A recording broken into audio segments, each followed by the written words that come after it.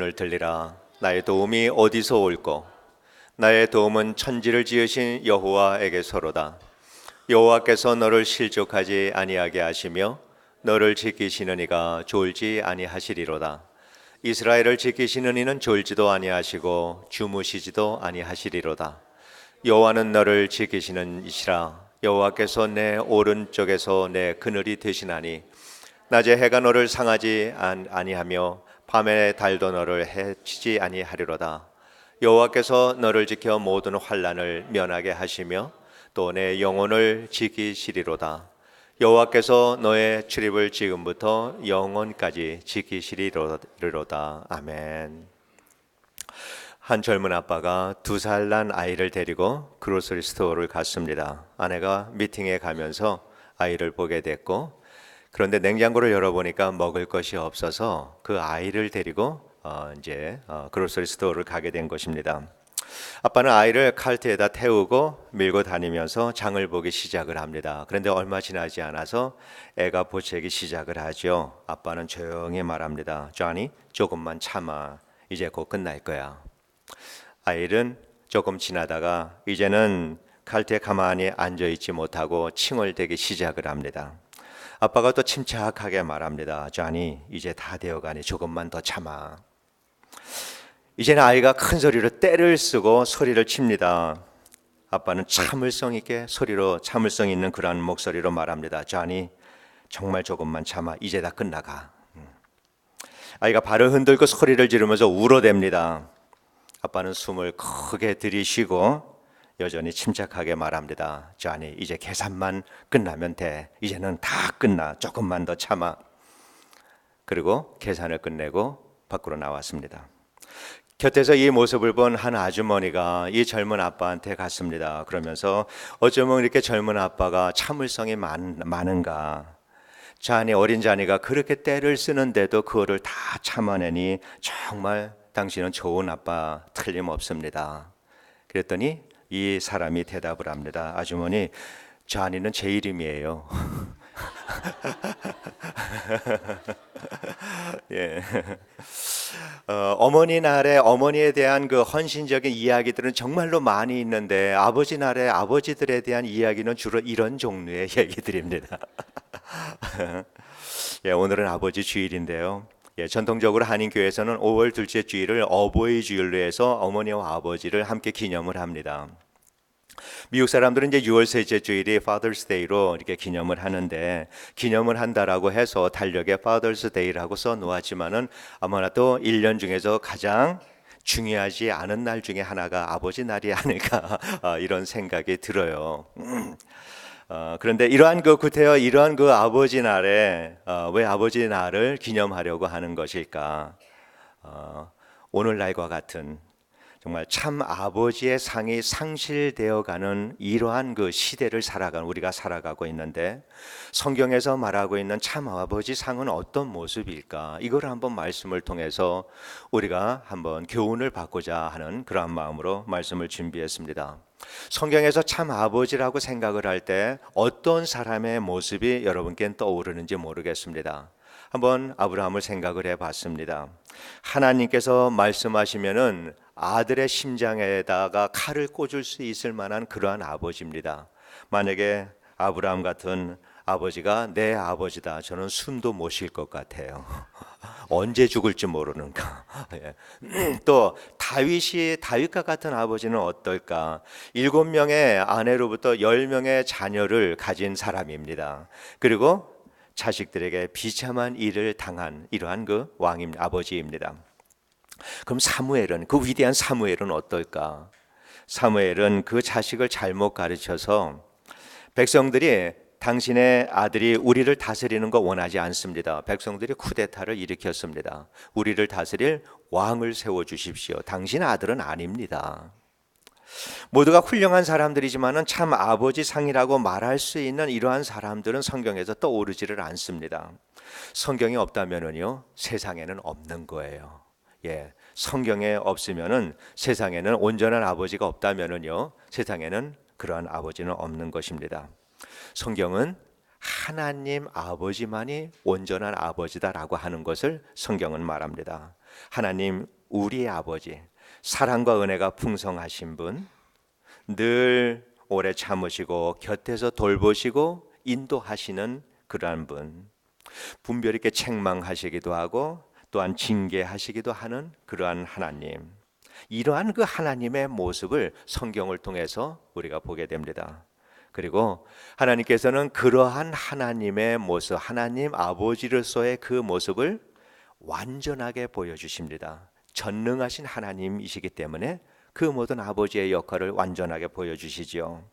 그래서 이 세상에서도 저 아버지는, 저 아빠는 다른 아빠들보다 참 좋은 아빠다라고 하는 이러한 분들을 우리가 한번 생각해 보면은, 그 사람은 하나님의 아빠 되심의 한 부분을 다른 사람보다 조금 더 많이 가진 사람입니다. 이게 세상적으로 좋은 아빠입니다. 자녀들을 위해서 정말 자기의 모든 것을 헌신하는 아빠, 얼마나 좋은 아빠예요. 하나님, 우리 아버지를 닮은 사람입니다. 자녀들이 기뻐하는 것을 보기 위해서 자기의 모든 것을 다 자녀들에게 주는 것을 좋아하는 아버지, 우리를 위해서 아들을 내어주고 그 아들을 통해서 하나님의 나라를 우리에게 주시는 우리 하나님 아버지를 많이 닮은 사람입니다. 아들이 못된 짓을 하고 아버지를 떠나는 이러한 사람들도 있습니다. 그런데 그 아들을 원망하는 것이 아니라 그 아버지는 아들이 돌아올 때까지 기다리십니다. 그러면서 정말 어떠한 죄를 지었다 하더라도 아들이 돌아와서 아버지 용서해 주세요, 그 한마디에 다 녹아버리고 다 받아주시는 것이 이게 아버지들입니다. 이러한 모습, 우리가 아무리 큰 죄와 허물 가운데 있다 하더라도 주님 앞에 나갈 때마다 주님께서는 우리를 용서해 주시고 안아주시는 하나님, 우리 아버지를 닮은 사람들입니다. 이 시대는 그리스도인들마저도 복음적인 아버지의 상을 상실하고 살아가는 것이 이 시대의 모습이지 않을까, 이 시대의 아버지들이지 않을까, 이런 생각이 듭니다. 그런데 그러한 일은 다름 아니라 우리 안에 하나님의 그 아버지 되심이 상실되어 있기 때문에 이렇게 우리가 인간적으로도 아버지 됨을 잃어버리고 사는 것이다, 그렇게 생각을 합니다. 그러니까 다르게 표현하면은 하나님이 우리의 아버지 되심에 대해서 충분히 우리가 누리지 못하고 살아간다라고 하는 것입니다. 오늘 말씀을 통해서 하나님의 아버지 되심을 우리가 다시 한번 생각을 하면서 우리 아버지 하나님의 사랑과 은혜와 긍휼하심이 우리들의 마음속에 한번 다시 회복되는 이러한 시간이 되기를 주의 이름으로 축원을 드립니다. 시편 121편은 아마 우리 모든 성도님들이 사랑하는 그러한 시편입니다.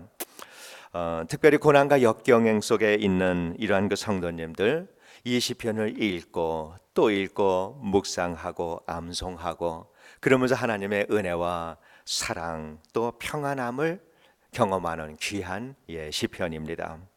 본시의 제목을 성전으로 올라가는 노래, 이렇게 기록되어 있는데, 이스라엘 백성들이 이제 절기를 맞아서 성전이 있는 예루살렘으로 올라가면서 그 성전을 바라보면서 노래하며 가는 이러한 찬양시지 않을까, 이런 생각이 듭니다. 시편 기자가 1절에서 이렇게 말을 합니다. 나의 도움이 어디서 올꼬? 이 말씀은 이 시편의 핵심이 되는 아주 중요한 말씀이다라고 믿습니다. 대부분의 그리스도인들은 나의 도움이 어디서 올꼬? 다 손을 듭니다. 답을 알기 때문에 그렇습니다. 나의 도움이 어디서 올꼬? 모르는 분 없습니다. 다 압니다. 우리가 그리스도인으로서 나의 도움이 어디서 온다 모르는 분 없죠. 우린 다 압니다. 누군가가 여러분에게 오셔서 내가 요즘에 참 어려운 가운데 있습니다. 정말 큰 슬픔이 있고 두려움이 있고 여러 날 잠을 자지를 못하고 내 마음에 평안이 없습니다. 내가 어떻게 해야 하죠? 여기에 대해서 할 말이 없는 분들 있으세요? 다 해줄 말들이 있습니다. 무엇을 어떻게 해야 되는지 우리는 그 답을 다 알고 있습니다. 지식적으로 우리는 많은 것들을 알고 있고 기독교의 전통적으로 우리는 많은 것들을 알고 있습니다. 그런데 이 본문에서 시인이 이 말하고 있는 나의 도움이 어디서 올 거라고 하는 이 말은 그가 정말 몰라서 말하는 것이 아니다라고 하는 거죠. 이스라엘의 모든 백성들도 마찬가지입니다. 우리 도움이 어디서 오는가? 예, 여호와 하나님. 어린아이들도 잘 아는 얘기입니다. 그러나 시편 기자는 그렇게 뻔한 것을 말하고 있지 않습니다. 우리는 시인으로부터 대답하는 것을 배워야 합니다. 그는 성경을 많이 알고 종교적으로도 하나님이 어떤 분이다라고 하는 것을 잘 아는 사람이지만은 그는 종교적인 지식이나 유대의 전통을 가지고 대답을 하는 것이 아니라 그의 삶 속에서 지금 역사하시는 하나님을 경험한 그 경험으로 지금 대답을 하고 있는 것입니다. 그 시인은 하나님에 대한 지식을 가지고 있고 영적인 예민함과 민감함을 가지고 있습니다. 그렇기 때문에 하나님의 이 말씀 속에서 살아계신 하나님을 경험을 하고 있는 것입니다. 그에게 성경은 책이 아니라 살아서 역사하시는 하나님의 행동이다라고 하는 것을 이 시인을 통해서 우리가 보아야 합니다. 시인은 우리와 똑같이 하늘 아래서 다양한 일들을 경험하면서 살아가는 사람이고 또 여러 가지 다양한 고난과 고통스러운 환경 속에서 살아가고 있지만은 그 사람은 그러한 환경 속에서 지금 창조주 하나님은 창조자다라고 하는 것을 발견하고 있고 하나님은 지금도 내 곁에 항상 계시는 하나님이다라고 하는 것을 고백을 하고 있는 것입니다. 이사야서 49장 15절 16절 우리가 사랑하는 구절이죠. 여인이 어찌 그 젖먹는 자식을 잊겠으며 자기 태에서 난 아들을 긍휼히 여기지 않겠느냐. 그들은 혹시 잊을지라도 나는 너를 잊지 아니할 것이라. 내가 너를 내 손바닥에 새겼고. 하나님을 경험한 사람, 하나님의 사랑과 은혜와 함께 하심을 경험한 사람들은 표현이 다르지 다 똑같은 고백을 합니다. 이 고백을 오늘 본문의 시편 이 기자도 마찬가지 이 같은 마음입니다. 졸지도 아니하시고 주무시지도 아니하시고 내 오른편에서 그늘이 되신다. 이렇게 말씀을 하고 있습니다. 다 같은 표현입니다. 예수님께서도 이것을 또 주님의 표현으로 하셨습니다. 세상 끝날까지 내가 너와 함께 있으리라. 다 같은 말씀입니다. 천지를 지으신 하나님, 그 엄청난 그 하나님께서 7평 정도 되는 지성소 안으로 들어오셨습니다. 왜 들어오셨어요? 사랑하는 하나님의 백성 곁으로 가까이 가려고 하는 하나님의 그러한 그 간절한 마음이 지성소 안에 계시는 하나님이십니다. 그 하나님의 마음에 대해서 눈이 떠지는 사람들은 그러셨구나. 정말 하나님이 나를 지키시는 분이시구나. 우리 하나님은 나를 한순간도 떠난 적이 없는 분이시구나. 내가 정말 이때까지 하나님의 곁에 계신 줄을 모르고 나는 살았지만은 나를 여기까지 지금까지 살아온 것이 하나님의 안전한 그늘이 있어서 내가 살아온 것이구나. 하나님을 경험할 때 눈이 떠지고 눈이 떠질 때 깨닫게 되는 것이 하나님이 함께 하신다라고 하는 사실을 깨닫게 됩니다. 여러분, 신앙생활이다라고 하는 것은 이 하나님을 하늘에서 찾는 것이 아니라 현실의 삶 속에서 찾아 경험하는 것이 이것이 신앙생활입니다. 죽어서 천국에 가서 누리는 그 하나님이 아니라 그분을 바라보면서 오늘 우리가 위로받으면서 살아가는 것이 신앙생활이 아니라 현재적으로 하나님의 좋으심과 하나님의 사랑과 긍휼하심을 우리가 경험하며 살아가는 것, 이것이 오늘 우리가 신앙생활을 하는 것입니다. 오늘도 내 곁에서 나를 도와주시는 하나님, 나를 인도하시는 하나님, 나의 그늘이 되어주시는 하나님, 나를 붙들어 주시는 하나님, 이 하나님을 시시때때로 우리들의 삶 속에서 경험을 하면서 하나님은 정말 실존적인 하나님이다, 우리들의 삶 속에서 역사하시는 실제로 역사하시는 하나님이다라고 하는 사실, 하나님의 말씀 속에 갇혀져 있는 이 하나님이 아니라 성경 속에서 손이 마치 나와서 우리를 붙들고 일으키시는 하나님, 이 하나님을 경험하고 살아가는 것이 참 그리스도인의 신앙생활이다, 그렇게 믿습니다. 시편 기자는 이러한 당연히 문제가 있어서 하나님께 나간 사람이에요. 이러한 문제를 안고 하나님 앞에 나갔지만은 그는 하나님을 경험을 합니다. 하나님을 경험을 하면서 이제는 문제를 해결해 달라고 하나님께 간구하지 않습니다. 고통에서 건져 달라고 하나님께 부르짖지 않습니다. 그는 더 이상 이 환경에 매여 있는 사람이 아닌 것입니다. 그러면서 이 시편 기자는 하나님에 대해서 말하고 있습니다. 하나님이 어떤 분이신가 하나님에 대해서 이 시편 기자가 말을 하고 있습니다. 이것이 은혜를 입은 사람들의 특징입니다. 우리 성도 여러분께서도 은혜를 받았을 때 당연히 똑같은 환경이지만은 환경은 하나도 변하지 않았지만은 그 마음에 기쁨이 있고 그 하나님을 말하고 싶어 합니다. 이것이 참 간증입니다. 그래서 하나님을 경험한 사람들, 은혜를 입은 사람들 공통적으로 경험하는 이 일이 하나님에 대해서 말하기 시작한다라고 하는 것입니다. 성도 여러분, 신앙생활 잘한다라고 직장에서 해고당하지 않는다라고 하는 보장 없습니다. 사업에 실패하기도 하고 사고를 당하기도 하고 그래서 고통당하기도 하고 큰 병에 걸리기도 합니다. 지난해만 해도 선교사님들 중에서 재난당하고 암에 걸린 선교사님들 이러한 소식들을 여러 차례 들었습니다.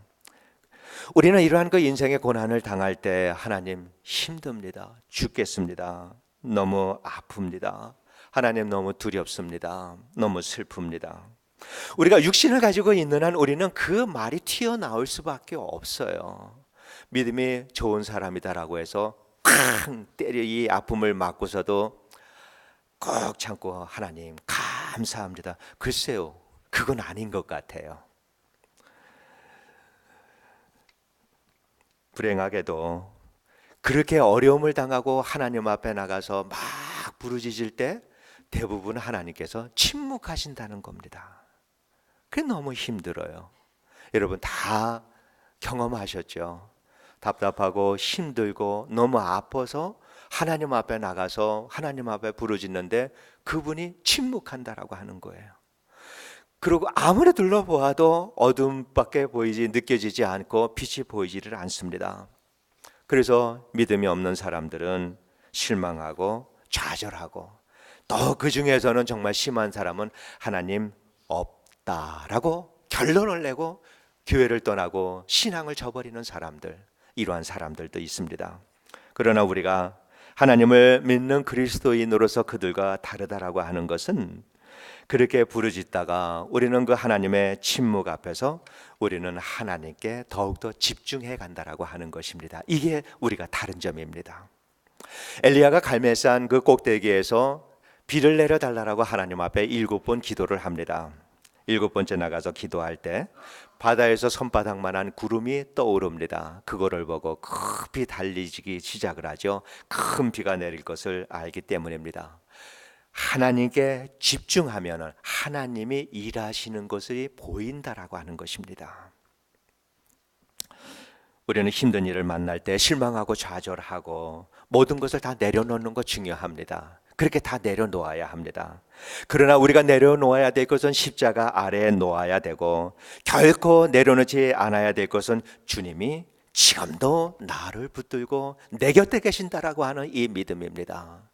정말 때로는 이 믿음을 붙들고 살기도 어려울 때 있습니다. 분명히 그럴 때도 있습니다.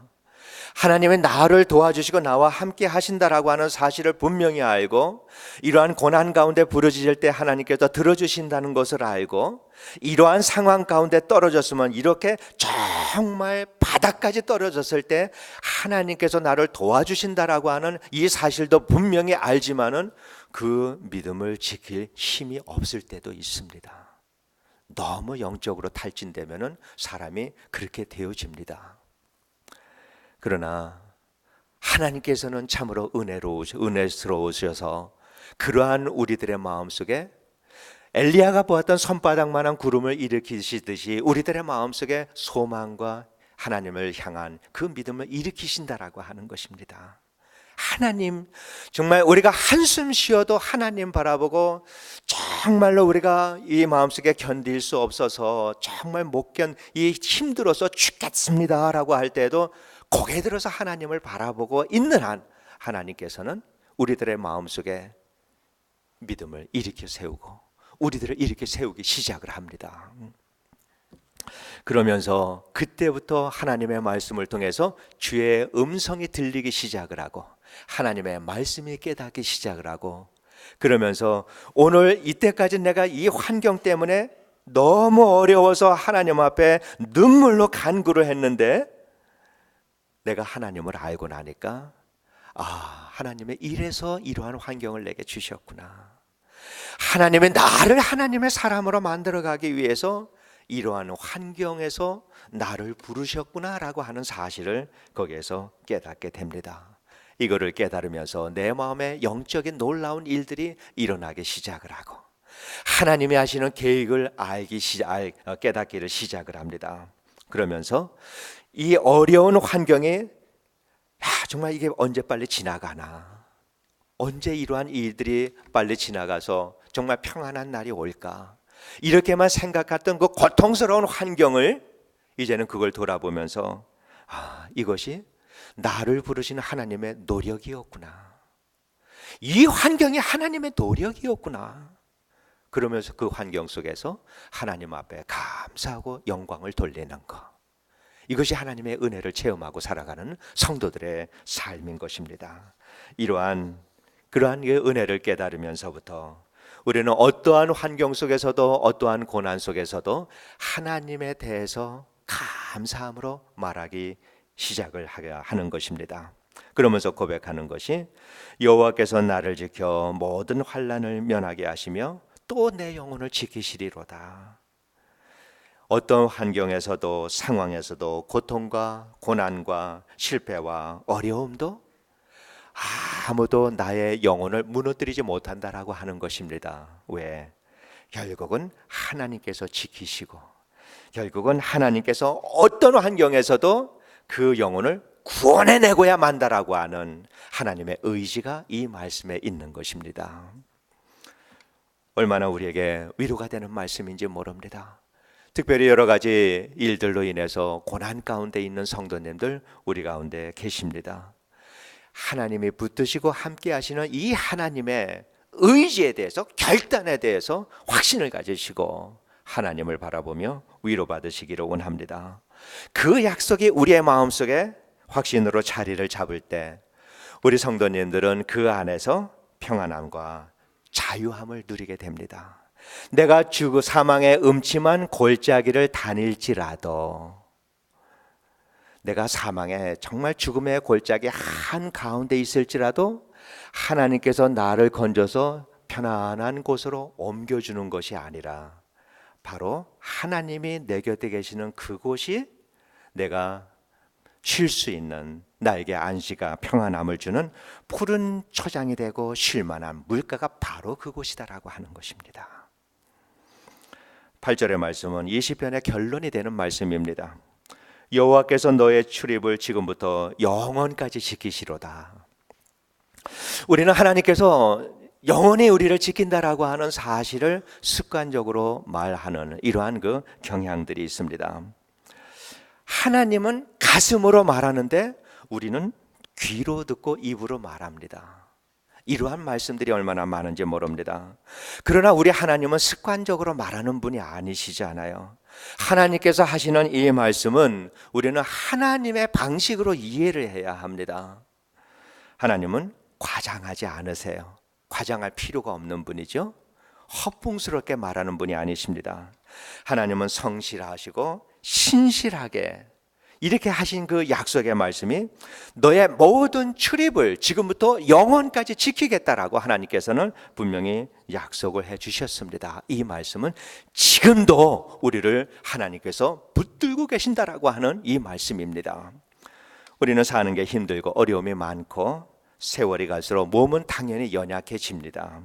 경제적으로 어려움이 있을 때 우리는 근심하게 되고 걱정하게 되고 때로는 외롭고 또 두려운 마음이 들 때도 있습니다. 하나님께서 우리와 항상 함께 계십니다. 우리는 다 알고 늘 고백하는 말입니다. 모든 것이 합력해서 선을 이루신다. 이 하나님에 대해서 우리는 정말 이 말씀에 대해서 확신을 가지고 우리가 이 고백에 대해서 확신을 가진다면은 너의 출입을 지금부터 영원까지 지키겠다라고 하는 이 하나님의 말씀에 대해서도 우리는 확신을 가져야 합니다. 이제 막 걸음마를 시작하는 어린아이들, 아장아장하는 이러한 그 걸음을 걸으면서 큰 길로 나갈 때 우리 부모님들 마음은 불붙는 것 같죠. 그냥 달려나가서 그 아이를 안고 돌아옵니다. 여러분, 우리 하나님께서 우리가 어려운 길을 가고 고난의 길을 갈 때 그렇게 지켜주시겠다라고 하는 말씀입니다. 그보다도 더 가까이서 하나님께서는 우리를 지키시고 우리를 붙들어 세워주시겠다라고 하는 그 말씀입니다. 그리고 우리 주님께서 그것을 확인을 해 주셨습니다. 우리 하나님께서는 어떠한 상황 속에서도 우리를 지키시고 도우시는 분이다라고 하는 사실, 여러분 이 마음에 새길 수 있게 되기를 원합니다. 자기 백성을 구하는 일이다 그러면은 하나님께서는 그 아름다운 솔로몬 성전을 바벨론 군사를 통해서 불질러 버리시는 분이십니다. 하나님의 눈에는 자기 백성 외에는 베는 게 없는 분이십니다. 자기 백성 우리들을 사랑하고 우리들을 구원하시는 일이다 그러면 자기 아들을 십자가에 못 박아서 심판해 버리시려고 많은, 그만큼 우리를 사랑하시는 하나님이 정말 우리 아버지 하나님이십니다. 그 불꽃 같은 눈으로, 불꽃 같은 사랑으로 하나님께서는 우리를 실족하지 않게 하시고 졸지도 주무시지도 않고 지키심으로 우리가 이 땅에 살아가면서 해를 당하지 않고 어떤 상황 속에서도 우리의 영혼을 지키시는 분이 우리의 하나님이다라고 하는 이 사실, 정말 우리는 뼈와 살에 새기고 이 말씀을 듣고 묵상해야 할 줄로 믿습니다. 그 하나님과 동행하며 살기를 원합니다. 그 하나님을 시시때때로 경험하며 살기를 원합니다. 그 하나님에 대해서 그 경험을 통해서 그 하나님을 끊임없이 말하며 살 수 있게 되기를 원합니다. 비록 힘든 환경을 만나서 흔들리지 않을 수 없는 우리들의 연약한 우리들의 믿음이지만은 그때마다 우리가 하나님 앞에 달려나가서 흔들릴 때마다 우리의 믿음이 성장하는 이러한 놀라운 은혜를 우리가 경험하며 살 수 있게 되기를 원합니다. 그래서 하나님의 말씀에 대해서 우리가 예민하고 민감한 지성과 영성을 가지고 하나님과 동행하며 정말 멋진 이러한 믿음의 삶을 경주하며 살아가는 주의 종들이 되시기를 주의 이름으로 축원드립니다. 기도하겠습니다. 은혜로우신 아버지 하나님, 감사와 영광을 돌립니다. 하나님, 수없이 하나님께서는 우리들에게 약속을 해주셨지만은 우리들은 우리들의 갈 길에 바빠서 하나님을 기억하지 못하고 그렇게 살아가면서 힘과 모든 지혜와 능력을 잃어버리고 살 때가 얼마나 많은지 모릅니다. 아버지 하나님, 이제는 하나님을 경험하며 살게 하여 주시옵소서. 그래서 그 놀라운 하나님의 은혜와 감격 때문에 하나님에 대해서 늘 말하며 살아갈 수 있는 우리 성도님들의 삶이 되게 하여 주시옵소서. 예수님 이름으로 기도드리옵나이다. 아멘. 우리 다 같이 일어나셔서